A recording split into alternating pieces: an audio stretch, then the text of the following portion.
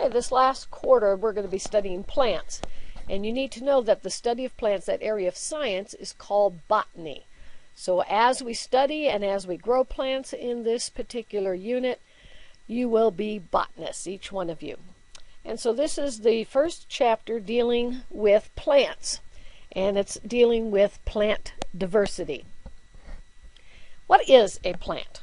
So think about plants. Think about the ones that you know of, the ones that you see in your house or outside, in the lawn, the plants that you see at the school. Well, plants are living organisms. They are eukaryotic. Now remember what eukaryotic means?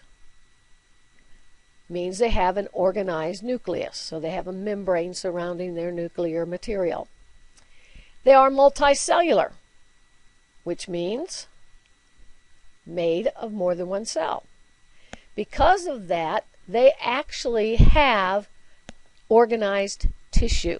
There's only two kingdoms in which these cells or the organisms have tissues, and that's kingdom Plantae and kingdom Animalia. Animals and plants have tissues. They have plastids, and this is very different from the animal cells.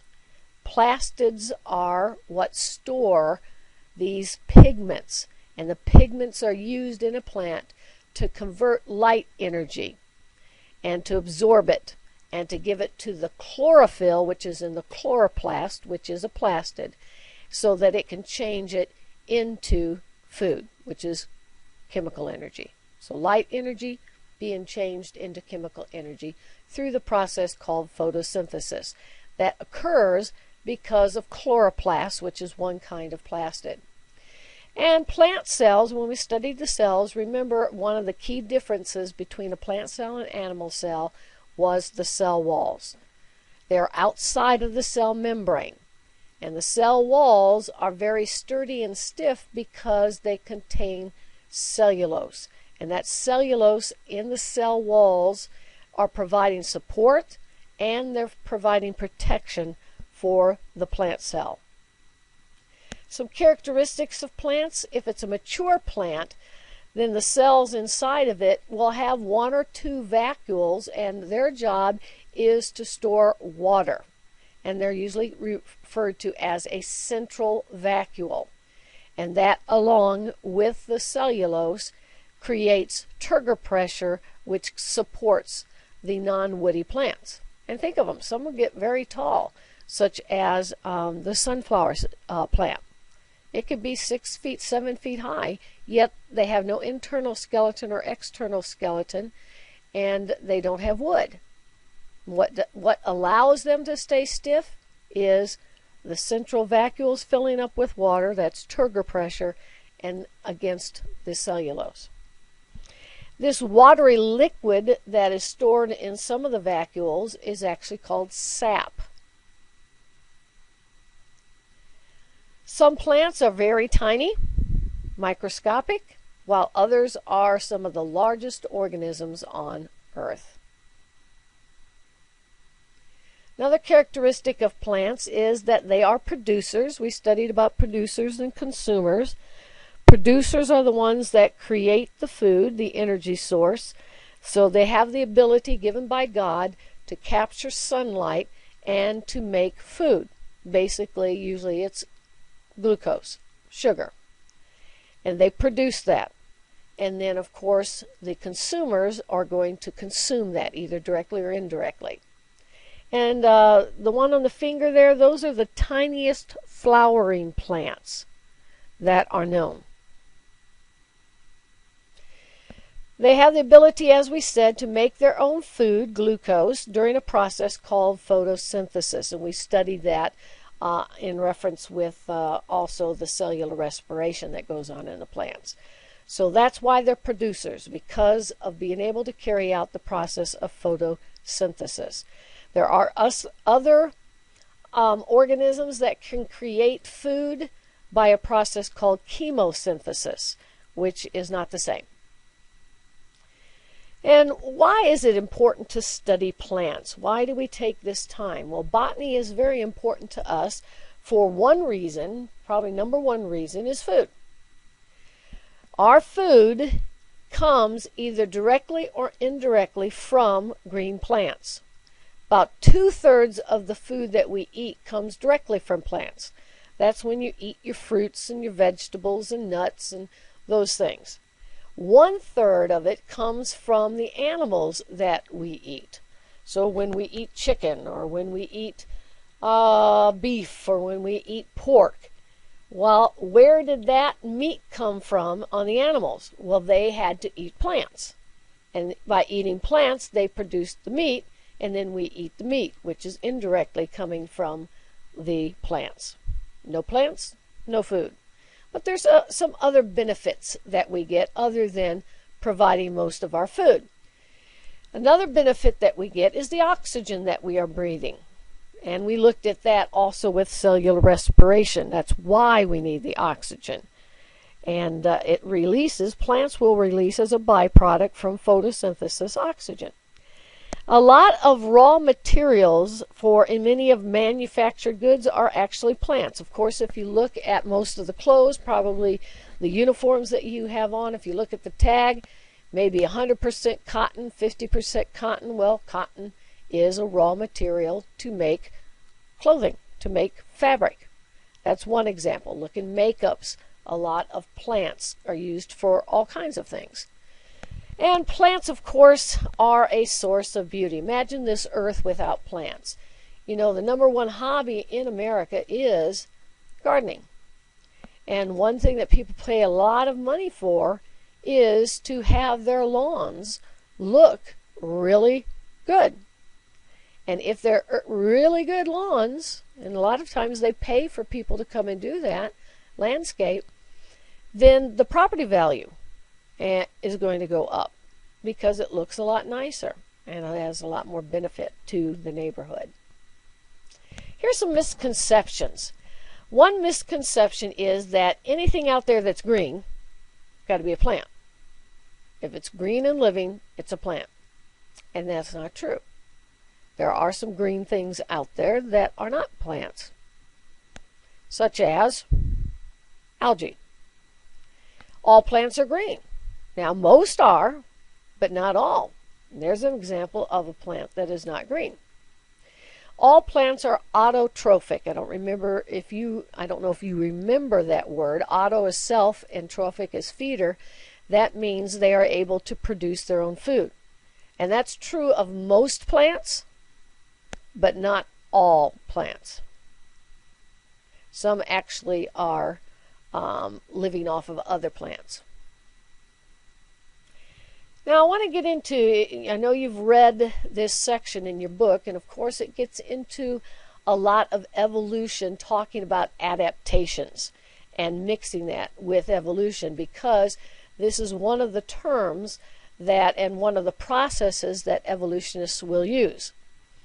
Now evolutionists, they will hypothesize, meaning that's an educated guess, that present-day land plants and green algae evolved from a common ancestor. Instead of, as we as creationists, we see that they have a common creator. The first land plants probably lived in moist areas. Well, think about it. If you look at Genesis 1:1, in the beginning God created the heaven and the earth was without form and void, and darkness was upon the face of the deep, and the Spirit of God moved upon the face of the waters. The earth was covered at the very beginning entirely with water. And then it talks about when the dry land appeared, that he then created seas and had the dry land appear. So the land was under the water. And then after he had the dry land appear, then he created the plants. Makes sense. Now, as land plants became more abundant, the amount of oxygen in the atmosphere increased, because oxygen is a product of photosynthesis. And they'll try to use this in their evolutionary beliefs to later on bring in animals which need the oxygen. But remember, in order for plants to produce oxygen as a byproduct from photosynthesis, what gas is needed for photosynthesis? Carbon dioxide. Where do they get that gas? From us, from animals, from human beings, breathing out carbon dioxide. So they needed us as well as we need them. Now here's what adaptation is to an evolutionist. Evolutionists explain adaptation as the process where organisms become better suited for their environment. Or, in other words, if an organism lives in a cold environment, they may grow fur or thick layer of blubber to combat the colder temperatures. Therefore, from this view, the organisms that are better able to survive in a specific environment, such as the cold one, will have offspring that are better able to survive in that environment, such as the cold one. And those that are not as well adapted, the ones that didn't produce the fur or the blubber, then they will have offspring that will be outcompeted or selected, or in other words, they'll die. They won't then produce the genes for the fur or the blubber. They'll die out. The ones that have the blubber and the fur will live on and pass their genes on. So this view explains that each preceding generation is going to be bigger and better, and he will eventually evolve and take the place of the less suitable organisms. So up in the Arctics and so forth, the animals that didn't have blubber, the animals that didn't have the thick fur, they died out, and the other ones now survived and lived there. And those that did not develop these characteristics would freeze to death. Now, from an evolutionist stance, that's what they believe. Now, from a creationist, which I am a creationist, and hopefully you are as well, the term adaptation, from purely being a scientific standpoint, is this. This is what adaptation is, because it is a real process. It does happen, but not in the evolutionary way. They are features that suit an organism or a species for its niche or its habitat where it lives. However, from a creationist viewpoint, we see adaptation as the natural, God-given variation that was designed by Him to allow organisms to function effectively in a differing array of environments. So the ones that had the blubber, He created them to have the blubber because He knew they were going to be in that environment where they needed the blubber or the fur. And this means that the creature was designed with plan and purpose to function within the given environment. Creatures that live in cold environments have fur and blubber because that was part of God's plan. From the biblical view, all organisms were created with the genetic variability to produce all of the diversity seen within created kinds. And if you look out there, look at all the diversity that we have just in the plant kingdom. Now, post-flood, after the flood events, that they isolated then the creatures in the given environments. They caused specific traits to be more prominent due to the death of creatures that were lacking the God-given characteristics to live in that environment. In other words, the ones that God didn't give blubber to and didn't give fur to. This is the very reason why we see creatures all over the world that are similar but live in different niches or habitats. Now here's an example of adaptation that does occur. If you have a pet, such as a donkey here, any kind of pet, and it's in a warm climate, it's going to be shedding and not making as much fur. It's going to thin out, it's going to shed, and you see that in a lot of dogs and a lot of cats and a lot of animals. They shed in the summertime. But if you take that animal and you put it in a colder climate, say you move up to Alaska with that mule, then that mule or that donkey or whatever, that fur is going to get thick, and it's going to stay that way because it's not getting cold out. It's not getting warm outside. So you can see the one on the right, how much fur it has. It's obviously been in a cold climate, or it's been in a winter season. And that's what happened. That is adaptation. Now let's look at some diversities and variations. Your whole chapter calls them adaptations, meaning that they adapted to the environment and then passed on those adapted genes. Many plants have a waxy protective layer on their leaves, stems, and flowers that's called a cuticle. The cuticle slows the evaporation of water from a plant's surface, and they provide some protection from insects.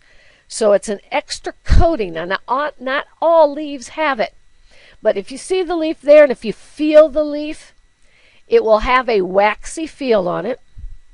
And if you look at it with light shining on it, it will have a shiny appearance because of that waxy layer. And that's a cuticle. Another thing that plants have is a rigid cell wall, as we talked about, made of cellulose that surrounds the cell membrane in a plant cell. That's part of its support system and also is protection. Cellulose inside of it is what makes it sturdy and what allows it to be stiff without an internal or external skeleton. Cellulose is an organic compound. It's made up of a bunch of glucose molecules that are just chained together, as you can see in the diagram there over on the right. Many land plants also produce a chemical compound called lignin, and lignin is what strengthens that cellulose and makes it more rigid. So it wouldn't be like a water lily, but it would be like a sunflower plant would have more. In some plants, such as moss, the water and nutrients can move from one cell to another cell by the process of osmosis if it's water or diffusion if it's nutrients. And we'll talk about why. Other plants, such as grasses and trees, have specialized tissues that are called vascular tissue. Now think about in us, vascular system. Cardiovascular. What did vascular have to do with? Our blood vessels, and the heart. The heart was the cardio, the blood vessels were the vascular. And that's how things were transported and are transported in us. Well, a plant has to have what transported? Food. If it's a part in the root that isn't green, it can't make its own food. Water that has to get up to where the chlorophyll is. Has to have nutrients. That's the sap that runs up and down in a plant. Doesn't have to be a tree. So this vascular tissue is composed of tube-like cells, sort of like a bunch of tube-like cells put together to make a straw or to make a tube, like a vessel. And they transport water and nutrients in some plants. Water carries the reproductive cells of aquatic plants from plant to plant. And it's also of plants that are land, not just aquatic, such as ferns, we'll look at that, and moss. Some plants have water-resistant seeds or spores that are part of their reproductive process. This is how they differ, the diversity, the variations in some plants. Seeds and spores move through environments in different ways. Some of them have to have animals. Some have environmental factors, such as the wind that carries them or the water that carries them. Plant classification. Members of the plant kingdom are organized into groups called division. Remember the 7 levels of classification: kingdom, phylum, class, order, family, genus, species. Well, instead of phylum with plants now, they refer to it as kingdom divisions. So divisions would be the second category under kingdoms. So kingdoms of plants are subdivided into divisions. And like all organisms, every single plant has its own scientific name. And remember, the scientific name is the genus, which is first and capitalized, the species, which is second and is not capitalized, such as the name for the sugar maple. Plant classification. One of the traits that is used to classify plants is the presence or the absence of the vascular tissue, those tubes that we were talking about. Xylem and phloem are those tubes, and they're the most familiar But there are some others, but that's what most vascular plants are going to have. And if they have vascular tissue, they're called vascular plants. If they don't have vascular tissue, they are called non-vascular plants. So that's pretty easy. Non, meaning none. Non-vascular, no vascular tissue. Do you think a plant that doesn't have vascular tissue, remember the purpose of it is to transport things, are they tall or would they be short, and why? They're short. The tall ones are the ones that have to have a vascular system. Without a vascular system, they're short, and they have to rely upon osmosis and diffusion for things to transport from one cell to another. Another way that the plants are classified is whether they produce seeds or not. So there are non-vascular plants, and they are seedless, and they reproduce by gametes. Remember, a gamete is a reproductive cell. Female, ova, male, sperm. In one stage of their life cycle, and they also produce spores in another stage, which we'll talk about in another vodcast. Vascular plants, some of them have gametes and spores, such as a fern, but others produce gametes and then seeds. And that would be the seeds that you find in cones, like a pine cone, or the seeds that you find in flowers. Seedless plants do not produce flowers. The purpose of a flower is sexual reproduction to produce seeds, which has the little baby embryo in it of a plant. So some seed plants have flowers that produce fruit, fruit being the fruit that we eat, or it could be fruit that we don't eat, such as fruit on a tulip or fruit on some other kind of plant. Here's two that we do eat: sunflower seeds and watermelon. But others, such as pine trees, they produce their seeds in a cone, not inside fruit. And you can see, turning that upside down, then you can let some of those mature seeds fall out. And when you see a pine cone that's missing all those scales, that's squirrels. The squirrels have taken the scales off so that they can get those seeds and eat them. So the last thing, this is to sum up the classification of plants. And you need to know this whole slide here, and especially examples under each. There are three major categories of plants. Non-vascular, examples: moss, liverworts, and hornworts. Moss is the typical example, and that's what we will be studying. Then with vasculars, two possibilities. There are some vascular plants that do not produce seeds, so that's seedless vascular or vascular without seeds. The example that we are going to use is a fern. And there's also whisk ferns and ground pine that produce no seeds, yet they're vascular. Or the one you're most familiar with, because when you see a flower or when you see pine cones or other kinds of cones, then that is vascular with seeds. The conifers are the ones that produce the seeds in cones or some structure that's like a cone. The monocots and dicots are the ones that produce the flowers. And that's how plants are classified.